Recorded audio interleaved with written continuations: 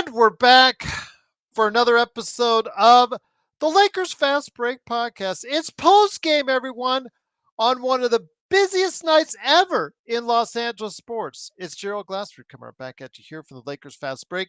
Pop Culture Cosmos, where we cover the latest news and trends in pop culture each and every week, twice a week, wherever you get your podcasts.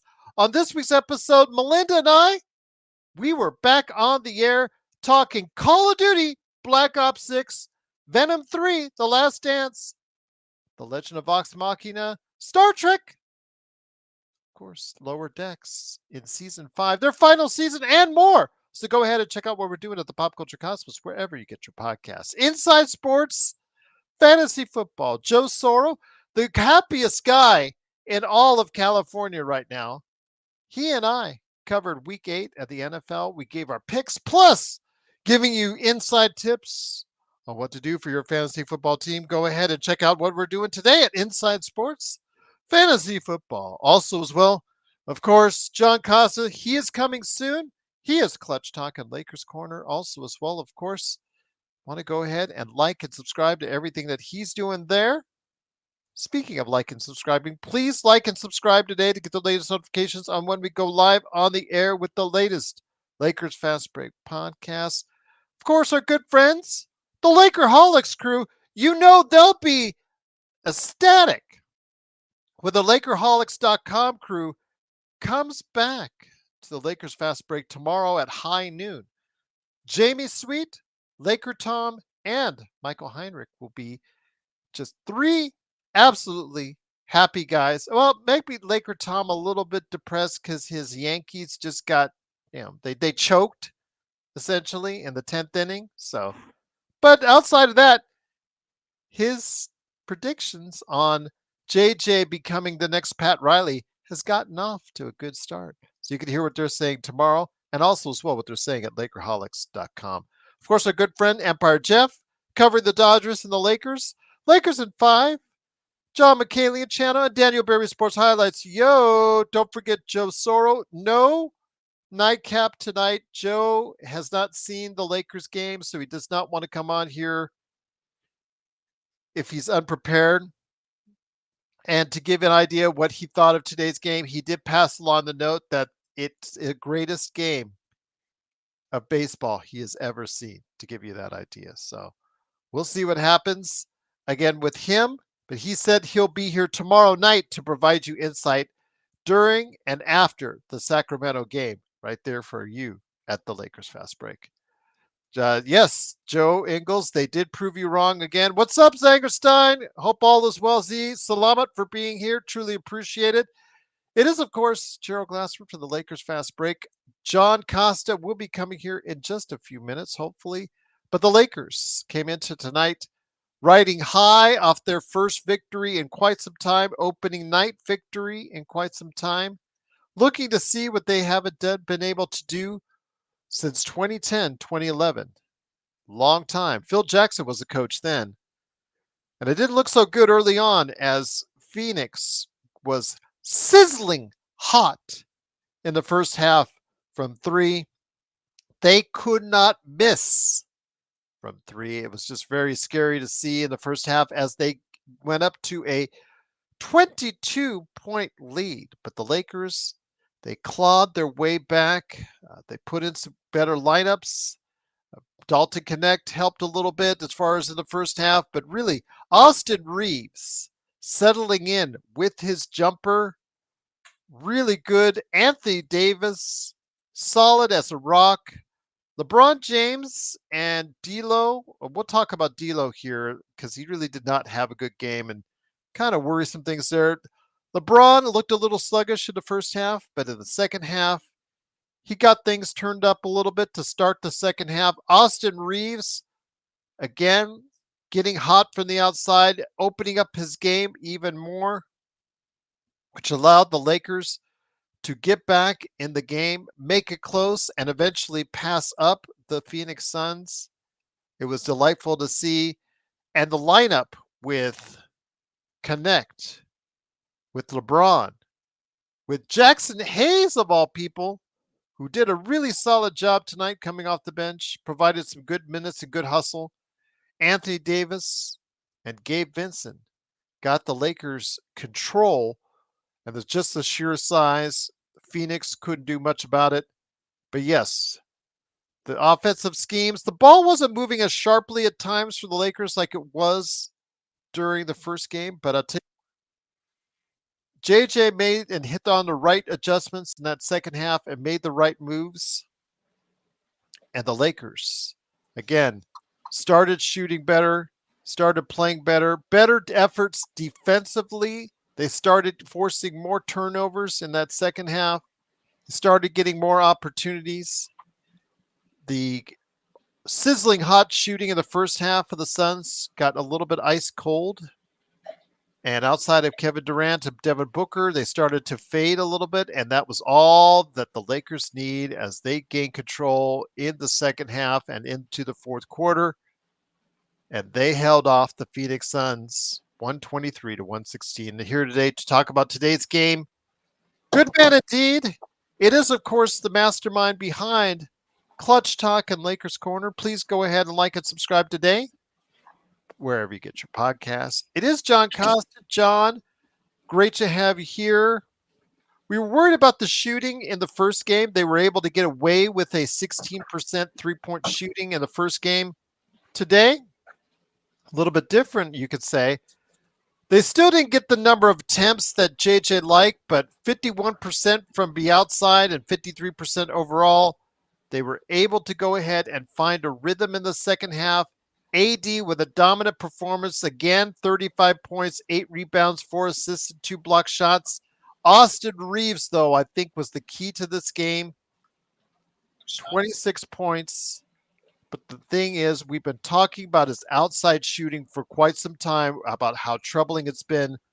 5 of 7 from 3 tonight, John. I think that opened up a lot of things for the Lakers, and it opened a lot of things up for Austin Reeves. Gerald, man. I I enjoy spending time with you, Gerald. That's the first thing I'll say because we spent that whole time together on playback, and that was so much fun. And now we're here together on post game.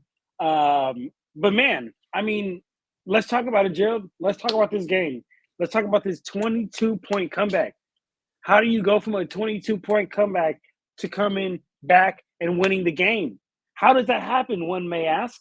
Don't you worry. Here at the Lakers Fast Break, we are going to answer that. And we're going to talk about how the Suns started playing amazing ball movement in the beginning. They had amazing ball movement.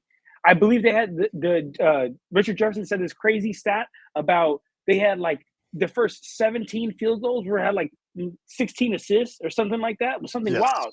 And Gerald was talking about it in the playback. So if you weren't on playback, you missed out. But don't worry, we'll catch you up here on post game. If you weren't on playback, Gerald was talking about how we were just running around the perimeter, just chasing the ball around, and they were just getting easy looks because they had great ball movement. But you know what happened in the second half? They stopped.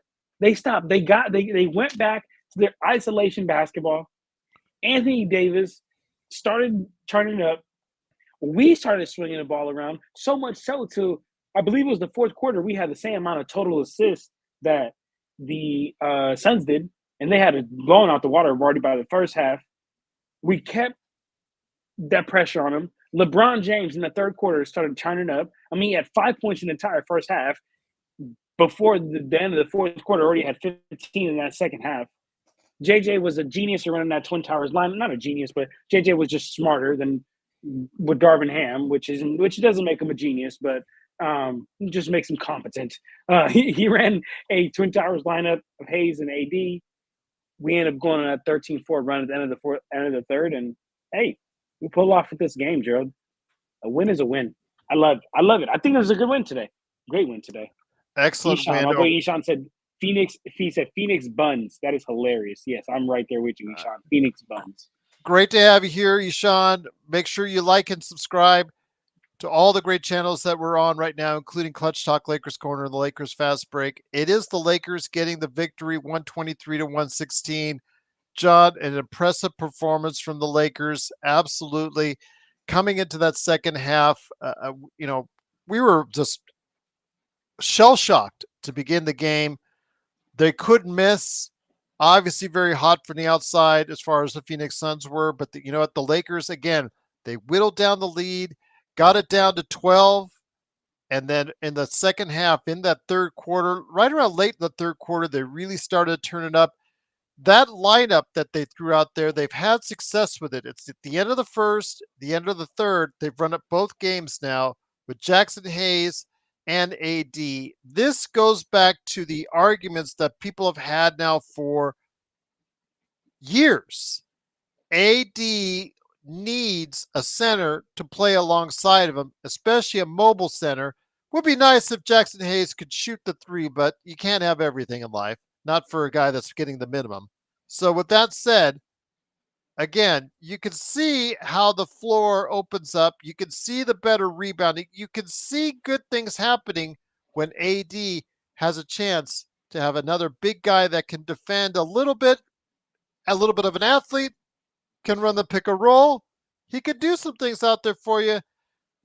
Jackson Hayes looks so much better alongside AD, and AD gets bigger help, and it's obviously it showed with the time that they were in there. Yeah.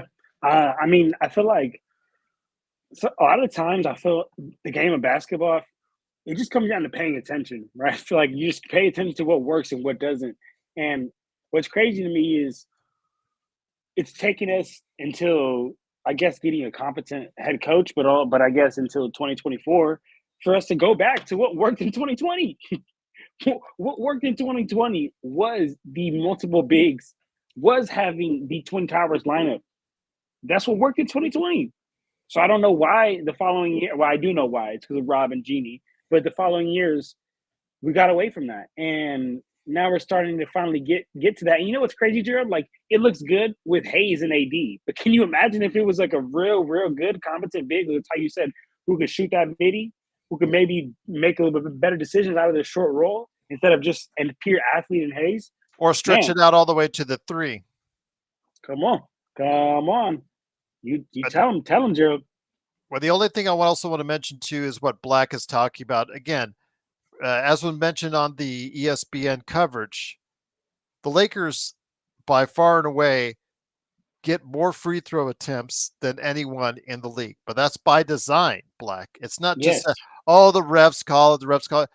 When you lead 1 year as far as the disparity in free throws, you're going to say and whine, oh, it's the refs.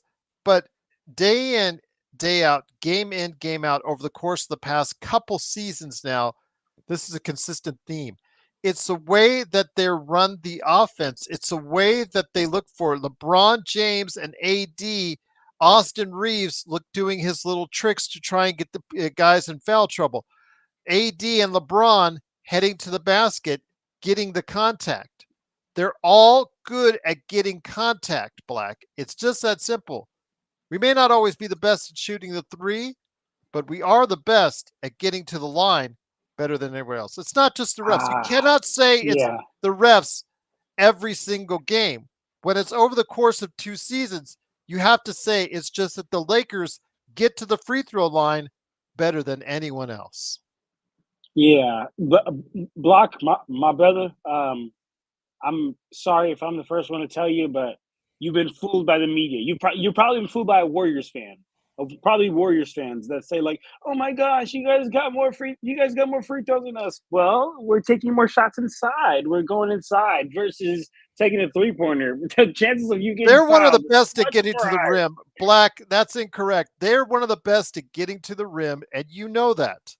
You see that. Yeah, Yeah. yeah, And Black. obviously, again, when you get to the rim a lot, you're going to get calls and you're going to get fouls. Now, there's a That's difference. just how the game works.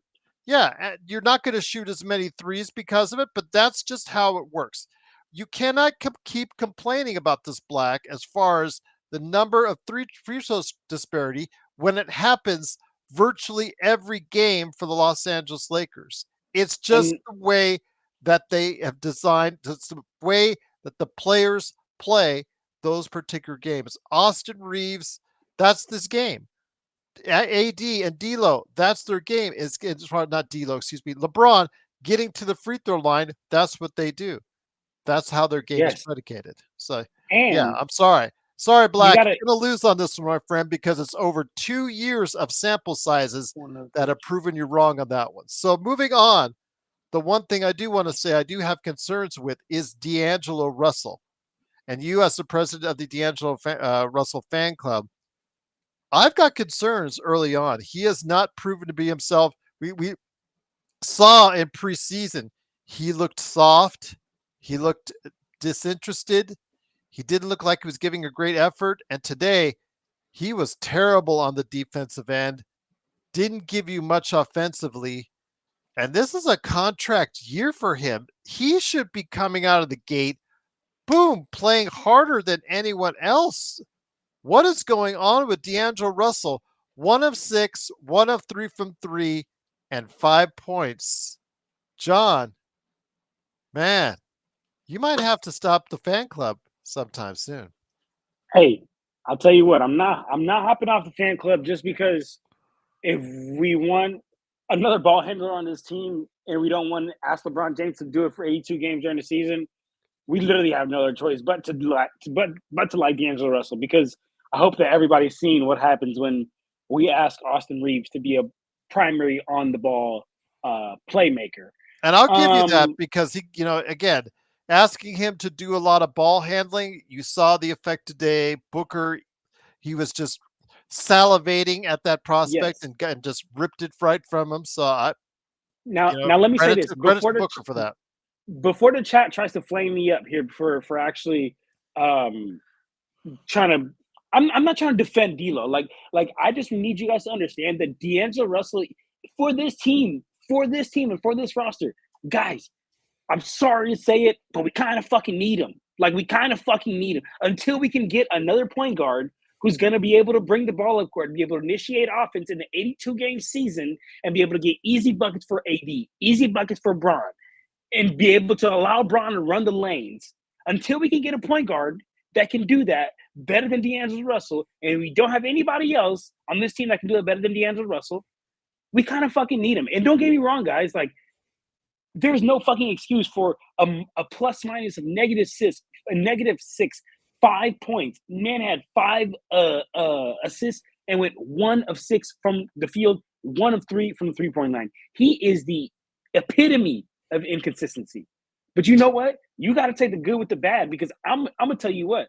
I'm taking D'Angelo Russell's inconsistencies every single day, as long as he's the one bringing the ball up court and initiating the offense, and just even allowing LeBron to not have to do that during a rigorous 82 game season. I'd rather have him do that than ask Austin Reeves to do that, because Well, I've seen what that happens. there was You another see. person after that happened that was asked to bring the ball up. His name was Gabe Vincent. Now, Yeah, Gabe, that's the not him numbers either. are never going to be sexy with Gabe Vincent. Let's just put that out there, everyone. There's going to be a lot of times you might not even know he's out there, but he was asked to do a lot during this game, John.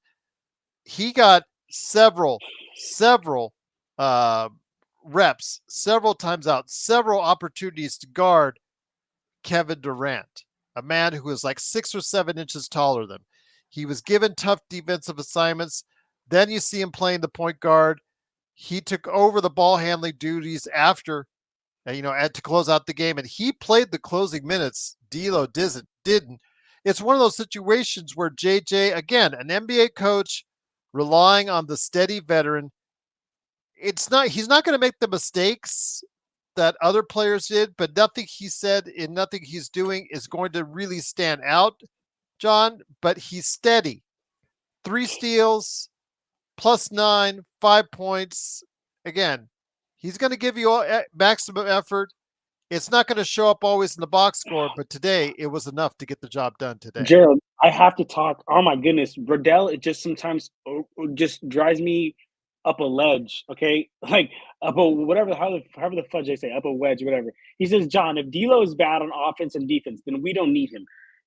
Riddell, do you not either listen or do you not watch the Lakers? Please, Riddell, answer me this. Answer me this. Unless we get time teleported to the playoffs right now, who the fuck is going to be the point guard on this team? Who the fudge is going to initiate the offense? Who is going to get Anthony Davis these post-entry passes? Who is going to get these Anthony Davis these lobs to the rim? Who is going to get Jackson Hayes involved in the game? Because it's not going to be Austin Reeves. It's not going to be Gabe Vincent. And I don't want to ask a 40-year-old to do this 82-game season. Riddell, what the fuck are you talking about, man? I'm sorry, Gerald. There's just sometimes that just, man, that makes no sense. And I'm tired of explaining this shit over and over to people that don't get the importance of fudging. Like, I get it. He's inconsistent, but we don't have a better option. And beggars can't be choosers. And we are beggars right now. That's okay, Joe. Everything's good, my friend. That's all right. You go with your rants. You're good. It's all good, my friend. But I will say one thing in difference to you on Austin Reeves. While I don't feel comfortable with him at the point bringing the ball up, he is good as a secondary playmaker. You saw him running several plays once they got it into the post or once they got it at the free throw line, him initiating and then making the correct pass and the correct play. That is obviously something he has learned to be really good at. But this team and JJ is doing something that even Darvin Ham experimented with, was putting him at the point. And the longer you have him at the point, the more concerned I am, again, for those very same reasons you talked about. But if he's shooting the way he is shooting, if he's making, I'm not asking for 5 or 6 like he did today or really, really good. If he could shoot at that 38 to 40% clip, it makes his game that much easier, John. Yes, I'm hot. I'm reading the comments. I need to see. Burdell said, John, D'Lo's floor is too low. He can't be this bad. I just told you, bro. Like, I know he's inconsistent. Like, It's I know bad he is. today, though. He looked terrible today. He Absolutely looked terrible today. He looked absolutely. But I'm gonna be honest. Like, I feel like we've seen worse games last season. Like, we've seen worse games last season. This I'm gonna be reminds honest. me of just before he went to the bench. This reminds Yeah, me of his play just before he went to the bench. To be honest, but and no, just to talk a little bit on that. Let me see what some people are saying here in the chat. And appreciate everybody for being here. But like NBay03 said, I'd trade D'Lo for Lonzo Ball. Absolutely, at a heartbeat, I would, because he can be that playmaking point guard for us, and he can play some defense for us. But and then somebody else said something about like, oh, literally, there's no decent point guard available right now. The Suns picked up Tyus. Picked up fucking Tyus Jones so late in the season. I was salvaging at the mouth of Tyus Jones, sitting watching him there the whole time. So I don't know, man. I don't know. Well, there was also faith that JHS would develop into some, and get some time, but That's the obviously problem. that That's the hasn't problem. worked out very well at all. So, But hold on, Gerald. If they were listening to Lakers Fast Break, if they were listening to Lakers Corner, they would have been known to not try this Jalen Hood-Schifino project. and Bloodhound has a good point because of the idiot maneuvers Rob Pelinka made with the back end of the roster. There was actually no room to give Tyus a contract, a guaranteed contract as other than a two-way. And Tyus didn't want that option. Plus, he got the guarantee that he would be the starting point guard in Phoenix, so that he could look good, so he can go out and get a job, a nicer contract somewhere else next season. So, yeah, I mean, absolutely. I mean, yeah, great point on that, Tyus. Great point on that, Bloodhound. I said great point on that, Tyus. But yeah, great point on that, Bloodhound, on Tyus. Jay said, John, stop comparing me to JHS. No, no one doing that, brother. I will say right now, though, again, Joe Soro, no nightcap tonight. Joe Soro is not going to be on here. He did not watch the game. I think you understand why, because as he called it in the email that he sent to me and Laker Nick, and Laker Nick was so excited as well, he couldn't even stop by the Playback.tv game. He apologized for that. He called it the greatest baseball game he has ever seen in his entire life. And if that's the case, you can't blame him for being so happy. Joe Soro will be back on tomorrow night, and he'll be able to go ahead by that time. He'll watch this game, and he'll be able to watch the Sacramento as well. So, yeah, absolutely. Don't forget tomorrow. It is, of course, playback.tv/Lakers Fast Break, and also Sacramento in Sacramento facing off against the Lakers. Looking forward to that. But, my friend, back to tonight's game. Again, the Lakers, once the shooting cooled off a bit for Phoenix, you could see that there's still one area of weakness is size. They don't have much in Hmm. the way of size up front outside of Kevin Durant and Nurkic. And you can see once the Lakers went to that big lineup, they started taking control of things both in the paint and also we were able to go ahead and a little bit better defense. The thing that was really killing me was the defense on the perimeter was absolutely horrid in that first half. They were able to go ahead and tighten it up, but also when those shots started to miss for the Suns, the Lakers were able to go ahead and take it to their advantage, get on the break, get some easy baskets, get to the free throw line, and be able to convert it and get back in this game and ultimately win out. Yeah. No, yeah. I mean, I think you tell me if you feel otherwise, Gerald. But I think where this game turned around for us was probably late in that third quarter. I think late in that third quarter when we went on that 13-4 run, that's when the game really turned around for us, and we started, having a lot much better ball movement.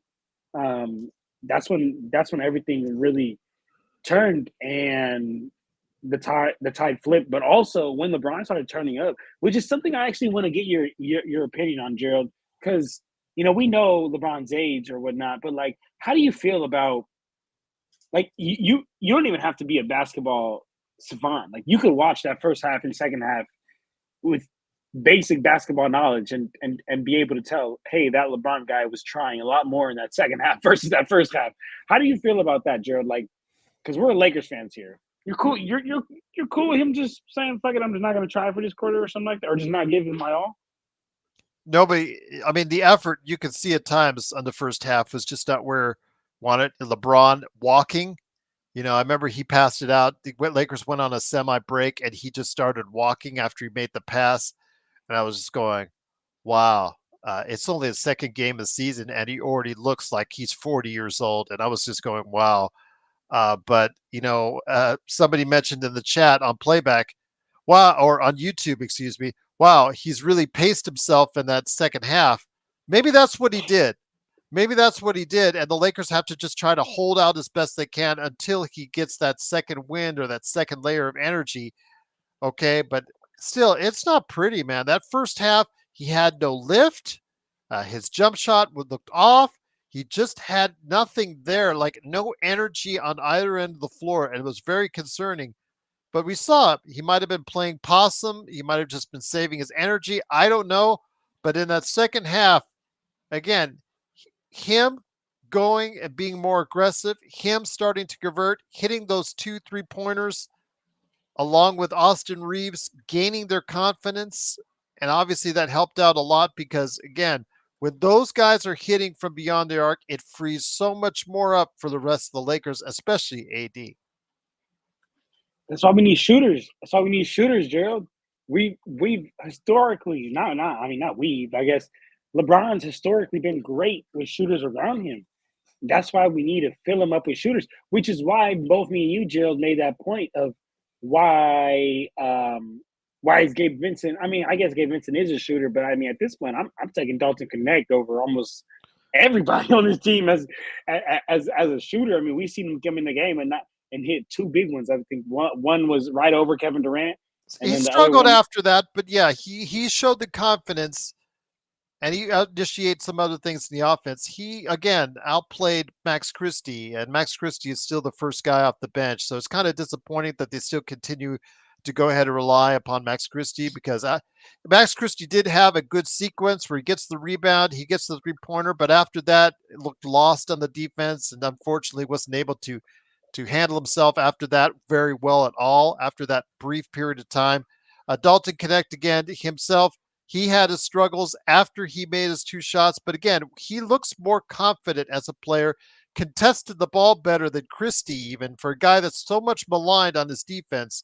It was nice to see Christie trying to go ahead and contest a lot better. Although, when you're trying to contest Kevin Durant, that really doesn't work out for anybody defending. So I will say again, I think at this point, I think the Lakers don't need to do too much yet, but I think they need to keep an eye on that Max Christie Dalton Connect scenario, and maybe at some point reverse it and get Dalton in there a little bit longer, somewhere down the road, sooner rather than later. That's my personal feeling. But again, Gabe Vincent being a steadying force coming off the bench, this bench was a major source of concern heading into the season. It's not getting us a ton of points, John. This 9-man rotation of the guys coming off the bench, it's not getting us a ton of points, but it is getting us in Jackson Hayes and Gabe Vincent the kind of steady play, and along with parts of Dalton Connect and a little dash of Max Christie, the steady play from the bench that we sorely need. The steady play from the bench is going to have to come from Dalton Connect. Steady play from the bench is if Max Christie somehow, some way can stumble on how to be an NBA level player. Like that's where our bench is going to come from. Yeah, Gabe Vincent minutes. I think he's an NBA level player, a rotation player. Personally, I mean, you really believe Max Christie is? I genuinely do not. I genuinely believe he should. I think he is somewhere, in that mix. As far as wouldn't put, he's not my sixth man. Let's put it that way. But he is an NBA rotational player, or will develop to be one very soon. But he is playing minutes for the Lakers regardless, and he does have flashes where he looks like he can go ahead and make a positive contribution there, John. Like the catch and shoot he had earlier, that wide open catch and shoot he had. I like that one. But I'm gonna be honest. Yeah, I'm not even trying to be, I guess, hating on his case, but I just tell you what I see. I don't see too much positive. Like the offense isn't there. He's physically not there. The defense isn't there. So what is there? Like when I talk about D'Lo, right? Like, oh my goodness, he's a cone on the defensive end, and I know that. I claim that. But on the offensive end, I have a better chance of blocking your shot now from thousands of miles away as opposed to D'Lo when he's out there on the court tonight. It was right on the pathetic. defensive end, exactly right. But on the offensive end, just give him a screen, bro. He's working magic. He's working magic, and you just can't say the same thing about Max Christie. I can't say like, oh man, like another example, and this is an extreme example, Luka, and I'm expecting him to get a lot better at defense this season because he got embarrassed last season in the finals, and he's kind of the reason that they lost. But on the offensive end, it's like you have to take the good with the bad on Luka on the defensive end because he's so fucking good on the offensive end. But when you and D'Lo, he's not nearly as good as Luka on the offensive end. I think we all know that. But what I'm trying to say is he has a positive he provides on the offensive end. I'm gonna see what these 6 new chats are about. I got 6 new streams or 6 new chats here on the stream that I need to scroll down to see. But I'm gonna be honest. Unless somebody here in this chat or you could tell me, there's not one thing that Max Christie does that's like, wow, you are like amazing at this. Like you do this better than almost every NBA player because there's nothing. So, bro, man shouldn't be there. Shouldn't be there.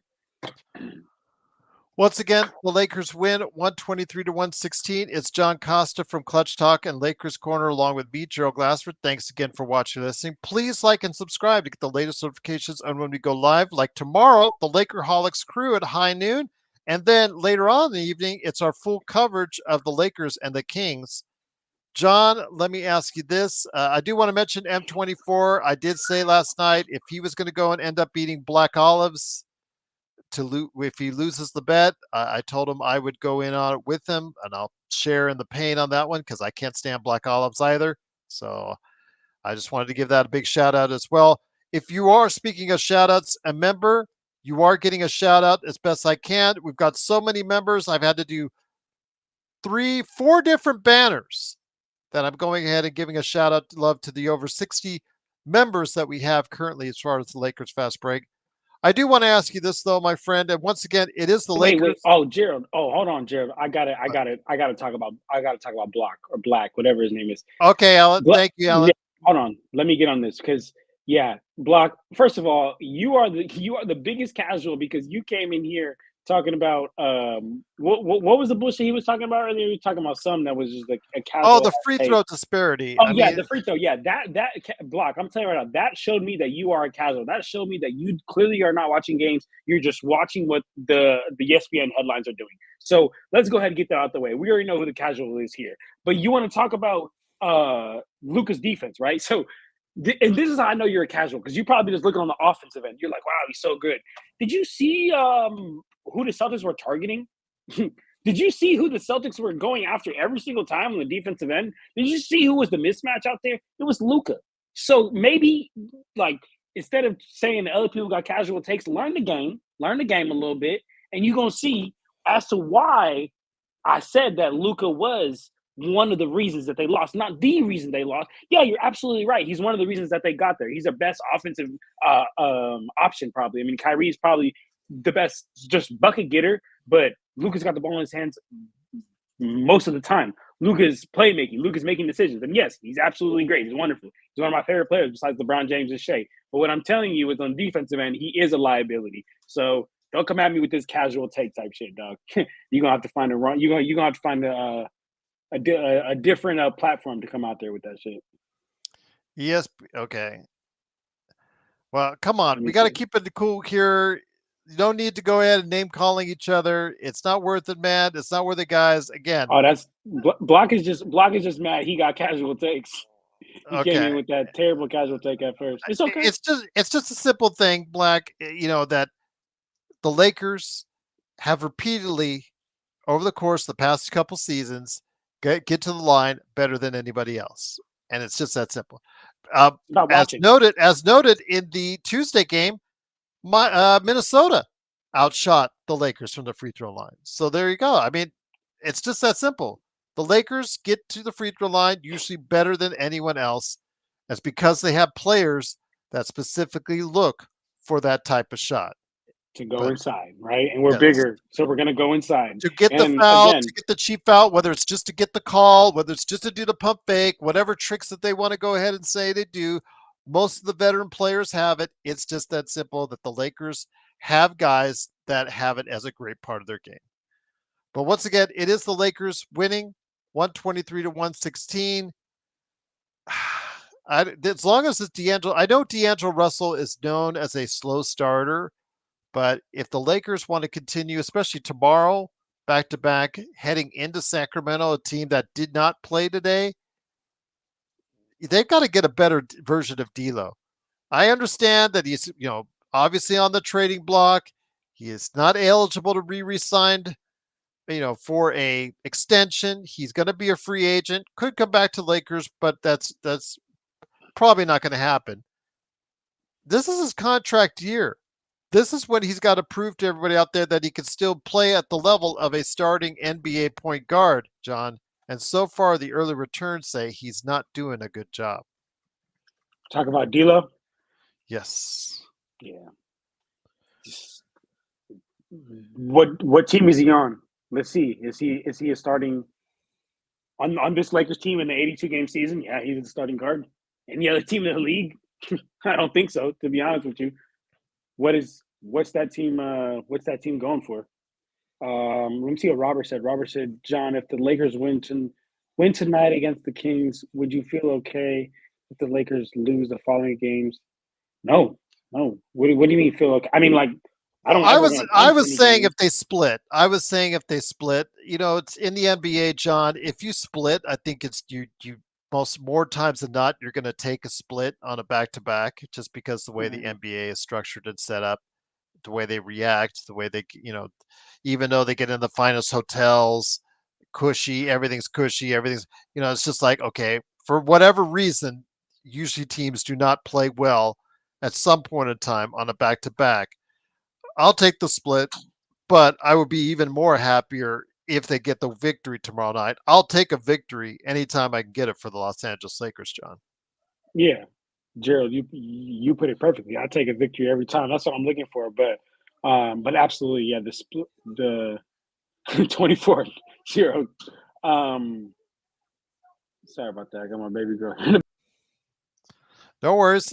Yeah, tuition Yeah, 24. Yeah, 24-0 would be the best way to go about it, indeed. Absolutely, I I totally agree. Block said ever since the tantrum came and they cried to the league, the Lakers had a choice. Oh my goodness, this guy. No, that's not true, Black. It was That's not actually true, before but that. at So all. it's Another actually casual before take. that. But okay, again, you're gonna be very stubborn in your mindset. We've got the truth on our side, on ours. So it's just that simple.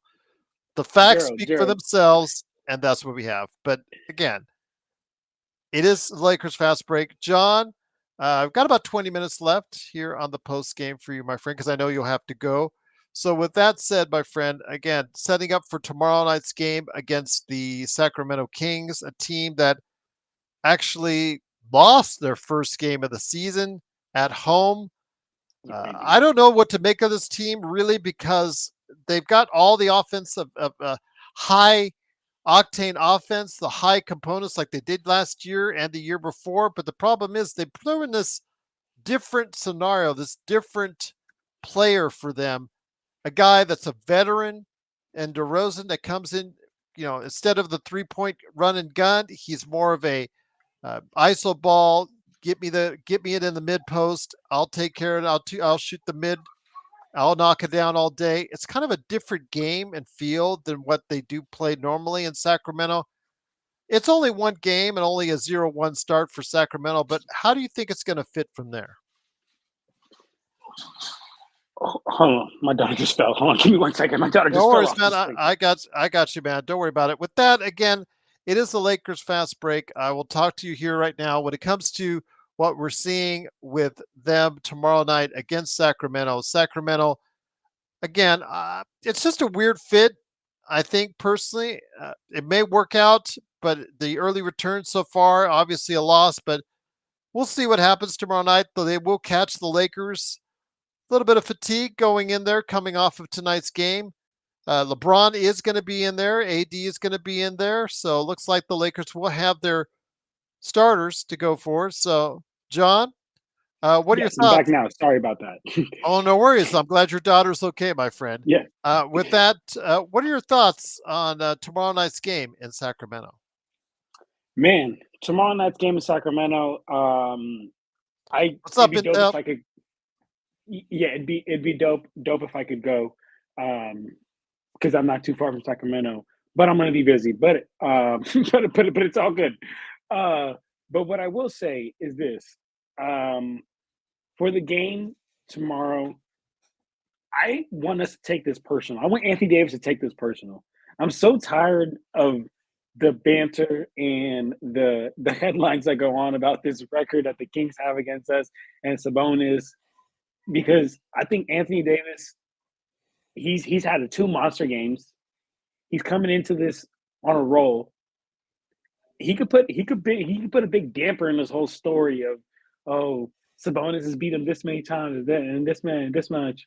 So I think tomorrow could be it is going to be a big game for us. I'm not going to lie, guys. Like I'm not saying every game is like playoff intensity, but the way that we got screwed over last year out of missing that 6 seed, just off punting some games, just off taking some games off. Like I'm so on the mindset this year of like, man, just get every game, get every game, get every game. Because I'm gonna be honest, like you can call it, you could say glasses half empty, say pessimistic, whatever.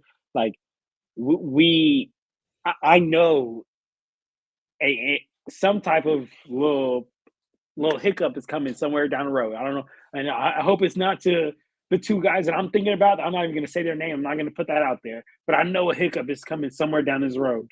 And when that hiccup comes, I want us to be able to have some games that we could take as an L, or we could take, or that if we lose, all right, it's not the end of the road. Now we don't screw ourselves over come the end of the season.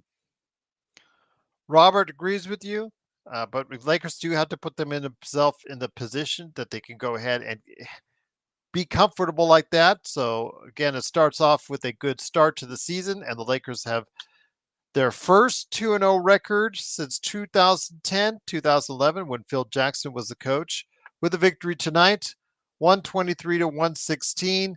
Again, tomorrow they go ahead and they face off against the Sacramento Kings. Make sure you catch it here, playback.tv/Lakers Fast Break, the simulcast on YouTube and Facebook. And of course, the best post game that's out there right here at the Lakers Fast Break, a Homelander TV.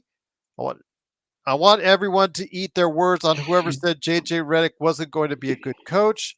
Lakers won and Dodgers won. Let's go. All I said, I just want to see him coach. That's all I said. That's all I said.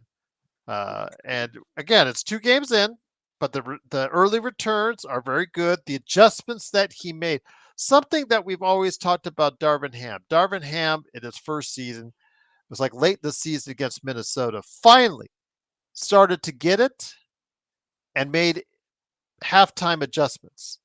Started to look good. After that, they went on a run, and that's the run that they went to the Western Conference Finals. Somewhere between that summer and what happened, he forgot all about how to coach, forgot all about second half adjustments, forgot all about a lot of the things that he was doing right for that window period of time, and became the Darvin Ham everybody grew to hate, as far as not person wise, but coaching wise. Now you've got JJ Redick in there. He's making adjustments. The fact that he is able to put out lineups there that are able to go ahead and take advantage of the competition, it's good to see.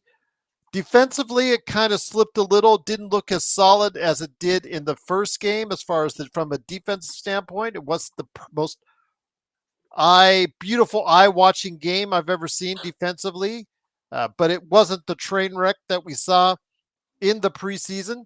But my friend, when it comes right down to it, after 2 games, Homelander should be a happy man. You have every right to be a happy man because after 2 games, JJ is at least proving he can coach so far.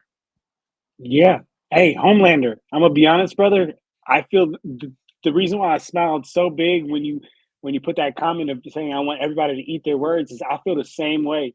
Gerald knows it. Gerald and Joe and everybody knows I've been a JJ supporter from this since 2018, to be honest with you. But from the second he got hired, I was like, you know what?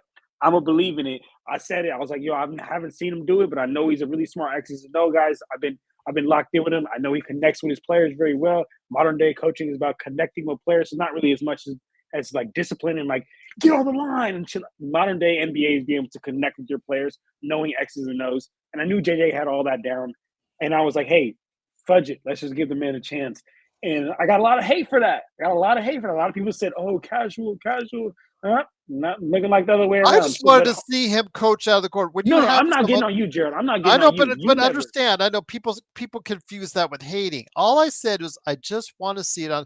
Laker Tom was yelling at me that I wasn't already convinced JJ was a good coach before he started the season. And I'm saying to myself, and I'm saying to him, I said, all I want to do is see it out on the court. It's just as simple in a Absolutely. regulation game where it actually counts and it actually matters. And now that we have early returns are promising. You know, tomorrow when Laker Tom is going to go ahead and annoy the hell out of Jamie Sweet tomorrow, and Michael Heinrich's going to be there in Hawaii laughing his butt off at both those guys tomorrow because of the fact that they're probably going to get an hour full of earful from Laker Tom about how JJ Redick is the next Hall of Fame coach and should be enshrined already, according to Laker Yeah. Tom. So as far as prior to coming to the season, I also didn't know how he would coach because again, But he's bro, done a great job. You've got to yeah, give him credit. I He has done a really good job so far. JJ Redick has indeed. You cannot give absolutely. him anything but flowers at this point. I in my perspective, I was just basically saying, look, he has everything on paper that can make him a good coach, but let's see him do it, and he ended up doing it. Now to answer Robert's question, because Robert, I want to show some love to Robert because he always be showing love, asking questions, and being here in the Yes, chat. So he always has good appreciate you. questions. Very yes, all your questions are. I will note and answer all your guys' questions in the chat, even if I'm late to it. I'll see every time you mention John, I'll find it somewhere in there, man. So always ask questions. But Robert said, "Did you think the Lakers were going to start 2-0 to start the season? Are the Lakers playing better, worse, or exactly how you expected through the first 2 games? They're actually playing better than I expected the first 2 games. I'm gonna be honest with you. My expectation was based on what I seen last season, and that's a good game, a bad game, a good game, a bad game, especially with Anthony Davis, right? So I was not expecting for another, big monstrous game like this from Anthony Davis. Also, our I wouldn't even say our bench, but Hayes, like the first 2 games, like Hayes has been solid in these first 2 games in those limited minutes that he gets in the bench minutes. He's been solid. So as a team, I've loved not only the coaching, but Anthony Davis's consistency, the team's consistency, and then Hayes coming off the bench. So I would say a little bit to answer your question. I'd say a little bit better in the first 2 games. But yeah, that's what I'd say. What about you, Jared? What do you feel? Again, I thought if they could get away with 2-1, I would be happy. I would be really happy to get off to a good start like that. If they could go 3-0, we can get greedy. Sounds good to me. I like that. I'm So, cool with it. I'm cool with it. Joe's actually not on Empire Jeff's stream either. That's really. Oh, he's in the chat. He's in their chat, but he's not on their stream as of right now. Intel. But yeah, he told me he has not watched the Lakers game yet. He is going to watch it late tonight. So he didn't want to come here with no nightcap, with no knowledge. He just did, outside of telling you that the Dodgers game is the best game he's ever seen in his entire life from a baseball standpoint. So with that, I said, okay, can you at least come on tomorrow? He said, yeah, he's all good for tomorrow. He's going to give you wall-to-wall Joe tomorrow for coverage Wall to wall, of Joe. Sacramento and the Lakers. Although Intel, I hope you watched earlier when John went mini Joe earlier with all the F bombs on there for you. It's So just yes. that's only because Block or Black, whatever his name on here is. Well, but Black is, he is deserving of his opinion, and Absolutely. I respect his. But I'm deserving of a response to a casual opinion when I've explained it 100%, 100 times. It's like Yes. when you explain to somebody that 2 + 2 is 4, and they keep saying it's 7. At some point, they're gonna be like, "Yo, man, it's not fucking 7. It's 2. It's 4." That's what I do to Black. Well, I said this, Dan. Thank you again, Dan. Truly appreciate you being here. One of the things I did mention on the playback, as I said, I think a key to Phoenix's success overall has to be Bradley Beal. Will they get the Bradley Beal of Washington as far as that level of player or anywhere close? He looked like it in the first half, kind of disappeared in the second half. And that's something obviously with Booker and Kevin Durant, you need that third player stepping up for them in Phoenix. And when they don't have that, you see what happens as that second half attested to. Dan Inspiration says Bradley Beal struggled with 2 all-star players on the team. Austin thrives, so Austin is an all-star caliber player, in my opinion. I wouldn't go that far. He's got to continue to shoot well. And you know what? As far as handling the ball, I don't want to see him bringing the ball up if at all possible. You could get it to him. If you want him to facilitate and lead the offense, have someone else bring the ball up and get it to them right there, maybe on the wing to start and initiate the offense from there, Dan. But as you saw tonight, he struggles with pressure in the backcourt. We've seen it time and time before where he gets the ball ripped from him rather easily. So his handle seems to be pretty good when he's facing up on you and he's ready to hit one of his moves and get to the line or go all the way for the basket or try to figure out a jump shot from there. His problem is just simply just bringing the ball under pressure. That's something that obviously he has to work on and address because it still is an issue for him going forward. And so I know that the Lakers do have designs on him playing more and more at the point, John. It's clear he was playing several minutes tonight at the point with Gabe playing off the ball. I'm not sure I love it. I do want him as the facilitator. I just want Gabe or someone else that's better suited to handling that ball under pressure, getting it to a point where Austin could be successful to facilitate the ball properly. Yeah, we need Austin in a half court set, getting the ball in his position. It's the same thing I say about Devin Booker. Like Devin Booker was dope last year. Point guard Book was really fun to watch, but that was not him at his truest form. That was not him in his best form. Him in his best form is exactly where Austin Reeves' best form is, which is let me get to my spot. Let me get in a half court set. Give me the ball, and let me just worry about getting the bucket. Let me not worry about facilitating. Let me not worry about getting others buckets. Let me not worry about getting this guy going. Let me just worry about putting the ball in the basket because that's what I do best, and that's what What Austin is. where you see Austin, and Dan says, okay, Austin is similar to Ginobili. He doesn't do well bringing the ball up the court, but everything else he does well as an all-star. The only thing I say that Dan, his defense, he hasn't come out quite as strong yet on as far as effort, which is all right, neither here nor there so far during the regular season.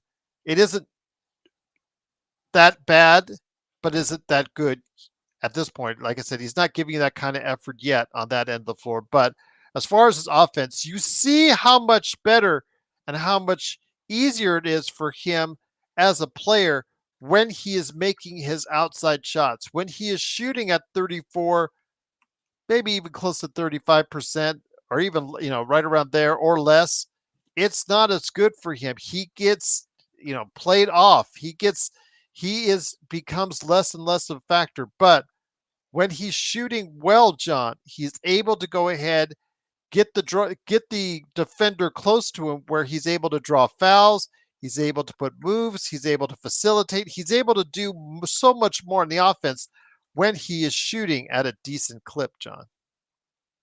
Absolutely, absolutely. I mean, when he when he's shooting, he's putting the pressure on the defense. When if he's not doing that, then I mean, what is Austin Reeves really good for? To be honest with you, Kurt Affair, bro. I'm my dog Kurt, man. It is really good to hear from my dog Kurt. But yeah, no, absolutely, Gerald. When he's not hitting on the offensive end, he's there's not much he. I guess there's not really much he provides for us. I mean, at this point, one thing he does provide is like he's stamped in the league. He's stamped in the league. They know who Austin Reeves is. So he's not going to be someone that the defense is going to leave. So even if he's having a bad night offensively, it's not someone that they're just going to be able to leave out there. So yeah, but his main part of his game is definitely getting to the bucket. So, you guys are all, let's trade D'Lo, let's trade D'Lo, let's trade Cam Reddish, who was out for personal reasons tonight. And all I say is this: I wouldn't mind, but what realistically can you get for D'Lo and Cam Reddish? That's $20 million, because remember, Cam Reddish is a minimum contract. What realistically can you get for a guy in D'Lo who is obviously struggling right now? If he gets on a heater by December, oh, it makes it so much more attractive. So that's great. I understand that. I like that if he gets on a heater. But the problem is the way he's playing now, John. I mean, outside of taking the $18 million off your books, it's not really that. I don't expect, if you threw that at me now, and if you told me in December this is how he's going to play for most of the season until December, if you threw that at me, you're not getting much in return for something like that. Yeah. No, we're not. I mean, you hit it on the nail, Jared. Like I don't really, like I don't even have anything to add to that. Like we're not getting like that's the one thing that like I understand why so many people hate Lakers fans. Like Lakers fans are the most unrealistic fans in the world. Like we think we're gonna be able to pull off freaking the craziest stuff for the weakest players in the world.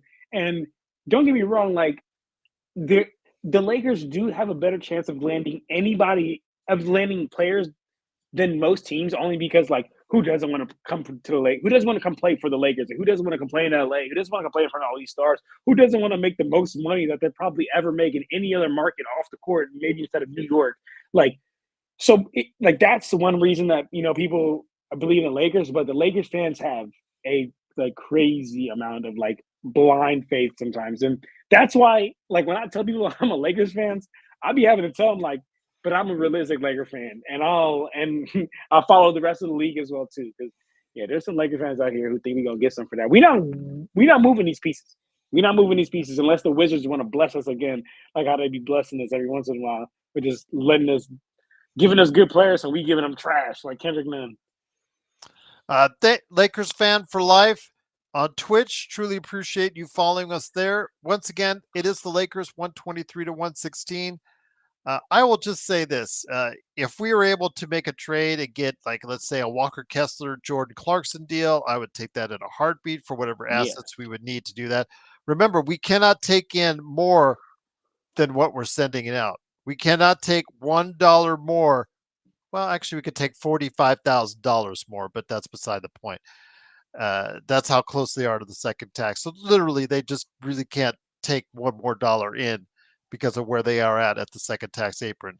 To be honest with you guys, so Dan Inspiration said I would trade with the Bulls and take back Lonzo. Okay, yep. But again, we'll see. I'm not 100% sold on that as far as Lonzo. I'm just so worried about because that's such a it's a remanufactured knee, John. So I have my concerns about how much it will hold up. Yeah, believe me, I'm watching it on the other screen. As far as it's concerned, I know it's close.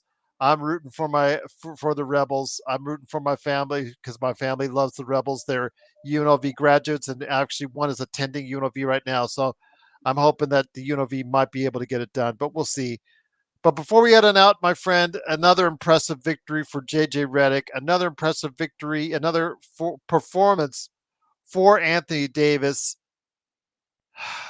This is exactly the kind of start we needed for the Los Angeles Lakers right now, John, before we head on out.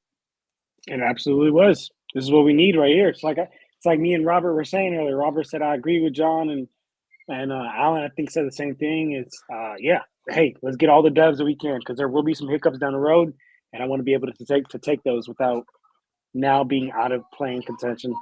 Not not having to go to the play-in just because we fudged up. I think Dwight Howard was voted off. Let me make sure he was voted off. I guess I know he was on there. My daughter could tell me instantly. Oh no, actually, he's still there. He remained alive, so he is still alive on Dancing with the Stars. But uh, you know, Dwight, he looks in great shape, but come on, he's 40 plus now. What really can he give the Lakers at this point? So I know he just had the interview with Jeannie Buss on his podcast, but come on. I think he'll be 50, and it's people still say we need to get Dwight Howard on the team. I'm gonna Yes, be honest, Gerald. Let me see how old he is because I'm gonna be 100% honest with you, Gerald. I think he's 40 or close to it. Is he? He's Let me see. 38. Okay, yeah, He's maybe you're 38. right. Okay. Maybe you're right. All right, No, because remember, oh, remember, he's a 30. if he was He's a little 38. younger, Yeah, he's if he was 38. a little younger, I'm gonna be honest with you. Like even like maybe like 36. To be real with you, I would take. Do I on a good contract on a minimum on a vet minimum? Like I would take Dwight Howard. It's Kurtz. I'll bring Magic Johnson back, guys. That's funny. The thing is, though, with Dwight, you got to remember, we can't pick up anybody until you release somebody. And the problem is, you can't release somebody because I got you back to bored of the them. cap. You have to trade someone off that roster. The only thing you could do is maybe cut one of the two-way guys and put Dwight Howard in there or somebody else in there. You cannot just waive or cut somebody because they're too close to the second tax apron. Rob has put them has pigeonholed them. He's put them against the wall, and it's really hard for them to maneuver on out. But again, yeah, is he LeBron young though? That I will leave up to your interpretation, indeed. But once again, it is the Lakers Fast Break. It is, of course, John Costin from Clutch Talk and Lakers Corner. It is Gerald Glassford. Thanks so much again for watching and listening. But, John, before we head on out, my friend, it is time for you to go ahead and do the hard sell on why people need to check out Clutch Talk and Lakers Corner, indeed. Come check me out, guys. I got 2 channels giving you guys 2 different sources of content. If you want to get more Lakers content, check me out on Lakers Corner. It's on YouTube. I am on Instagram. I am on TikTok. My TikTok's actually popping. It's Lakers_corner. That same black and purple and yellow L that I have on my Lakers Corner page. Also, I'm on Twitter at Lakers Corner 2. They had shared the link earlier, and then I got another page that if you are tired of hearing so much about the Lakers and you want to hear about the NBA as a whole, come check me out on Clutch Talk, man. Clutch Talk is on Apple Podcasts, Spotify, YouTube, Instagram, TikTok, Twitter, man. And that's just on YouTube, it's Clutch Talk, and then Instagram, it's at Clutch Talk Pod, dropping 2 episodes per week. bringing you guys daily, weekly NBA content. But Gerald, you are the GOAT, and I appreciate you as always. Appreciate it, my friend. M24, if you didn't hear me earlier, Mission 24, thank you so much again for the super chat earlier today.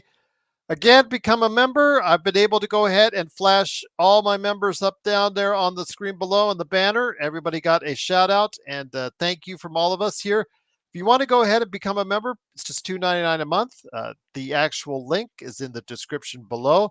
Gets you emojis, gets you badges, gets you big shout outs from me as you see below, and also as well gets you inside stuff that you guys get first. You guys got our season predictions first. You got articles from me first.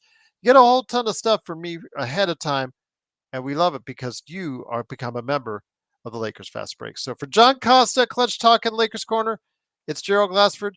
Truly appreciate it. Homelander TV says Gerald, and Lakers Corner. Have a good one, y'all. Appreciate it. You guys are the best. Be safe. Enjoy your Lakers weekend because tomorrow we're coming back. It's Lakers and Kings. Dodgers. I got to close out of the Dodgers, my friend.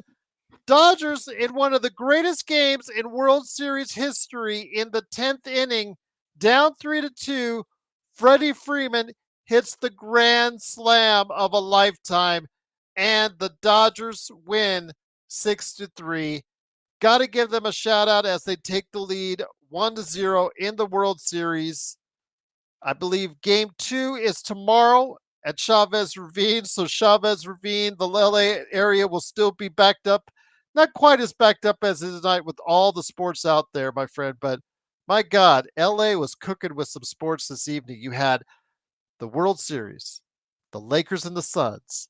You had a high school football game at SoFi. You had a concert at the Intuit Dome. And you have the USC Trojans right now playing Rutgers and trying to get Rutgers back into the game because of their lousy defense. I'm telling you right now, what a busy time for LA. What a great time for sports.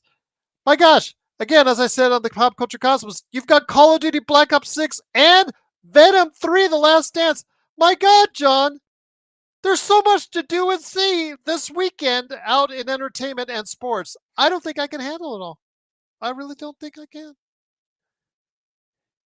Gerald, you're hilarious. Well, you know I what? try. Just focus on the Lakers, and you're. All right.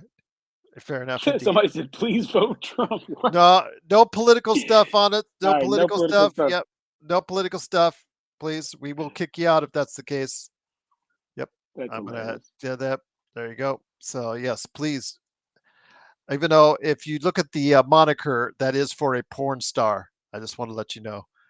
For a famous porn star from the past. Wouldn't you know that would be associated with that? But yes, no political trash, please, on this channel. We keep it light, we keep it fun, we keep it Lakers. It is, of course, the Lakers fast break. The Lakers do win 123-116. Will the Lakers go 3-0? Will the Lakers defy all the odds? I was happy with the split. You know what, John? I'm feeling a little greedy. I think I want 3-0. I think I want JJ to go ahead and challenge these guys to get the win tomorrow and go 3-0 so that we all can have a great Lakers weekend. How does that sound? That sounds great to me, Gerald. I'll tell you that much. Vote for Gerald Sounds good. 2024. I'm a write-in candidate. There you go. I love Absolutely. that. Yeah, absolutely. They don't pay me enough for that job. That job needs to, yeah, 100-fold. Maybe I'll be interested as far as whatever that job pays. But yeah, for whatever it does pays now, which I don't think is a whole lot, comparatively speaking, to being the leader of the free world. Uh-uh. Uh-uh. Uh-uh. You think my hair is gray now? It'll just fall out from there. But once again, it is the Lakers fast break, 123-116. Can the Lakers go 3-0? We will find out tomorrow as we'll be back. Don't forget, tomorrow at noon, the Lakerholics crew. Don't forget tomorrow night, Joe Sorrell, maybe John Costa, and hopefully Laker Nick, Henry Hill, and myself will come right back at you for tomorrow night's game against Sacramento, right here at the Lakers Fast Break Podcast. Good night, everyone. Be safe. Go Lakers and go Dodgers.